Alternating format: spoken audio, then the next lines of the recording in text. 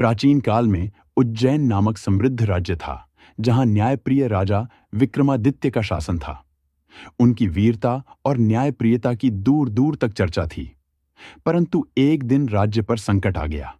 दैत्य दंबिकासुर, जो अपनी मायावी शक्तियों और क्रूरता के लिए कुख्यात था, ने चारों दिशाओं में आतंक फैला दिया।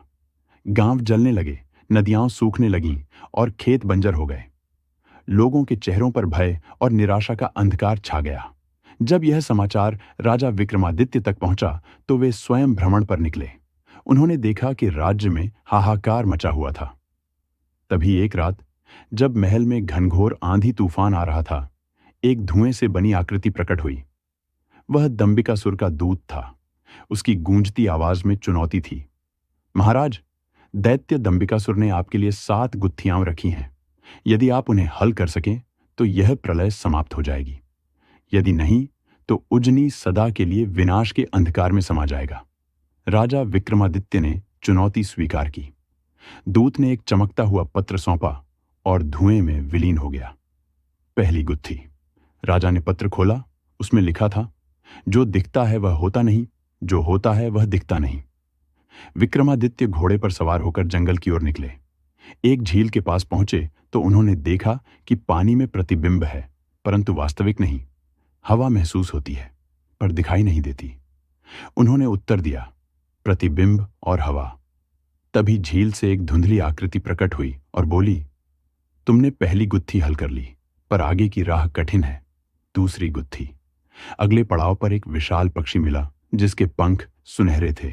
उसने कहा, दूसरी गुत्थी का उत्तर दो, तभी मार्ग दूंगा।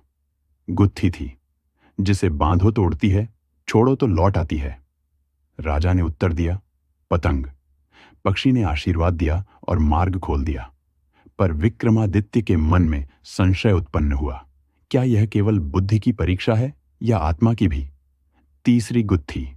गहन अंधकार में एक वृद्धा मिली जो रो रही थी। उसने पूछा, ऐसी कौन सी चीज है जिसे तोड़ो तो जुड़ती है, जोड़ो तो टूटती है? राजा सोच में पड़ गए। तभी उन्होंने वृद्धा की आंखों से टपकते आंसू देखे और उत्तर दिया, विश्वास। वृद्धा हंस पड़ी और एक अप्सरा में बदल गई। तुमने बुद्धि ही नहीं, हृदय की भी परीक्षा उत्तीर्ण की है। चौथी गुत्थी। एक गुफा में प्रवेश करते ही उन्होंने देखा कि वहां एक दीपक जल रहा था। गुफा के द्वार पर प्रकाश की किरण पड़ी और दीपक बुझ गया। राजा समझ गए, उत्तर था छाया। उत्तर मिलते ही गुफा का मार्ग खुल गया, पर अब वे थक चुके थे। पांचवीं गुत्थी। एक सूखे कुएं के पास पहुंचे। कुएं ने स्वयं पूछा, ऐसी क्या चीज है जिसे जितना दो उतना कम हो जाए? राजा ने सोचा और उत्तर दिया, समय। कुएं से जल फूट पड़ा, जिससे राजा ने अपनी प्यास बुझाई। छठी गुत्थी। रेगिस्तान में एक प्यासा यात्री मिला जो मरने की कगार पर था। उसने पूछा, ऐसी क्या चीज है जिसके बिना जीवन शून्य, पर अधिक हो तो मृत्यु? राजा ने उत्तर दिया, जल।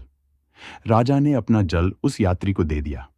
यात्री रूप बदलकर दंबिकासुर का दूत बन गया और बोला, तुमने छठी गुत्थी भी सुलझा ली, परंतु 7वीं सबसे कठिन है। यदि असफल हुए तो तुम्हारा अंत भी निश्चित है। 7वीं गुत्थी।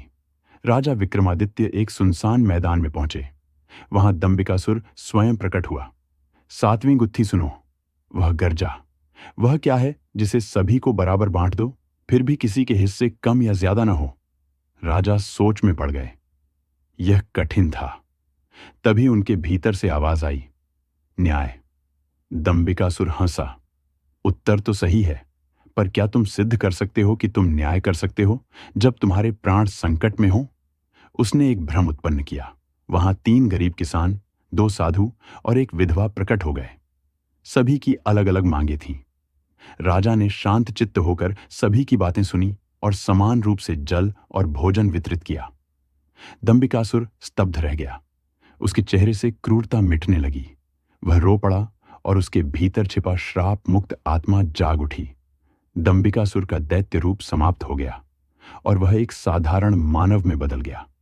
राजा विक्रमादित्य ने अपनी बुद्धि, धैर्य और न्यायप्रियता से न केवल गुत्थियों को हल किया, बल्कि एक दैत्य को भी मानवता का अर्थ समझाया।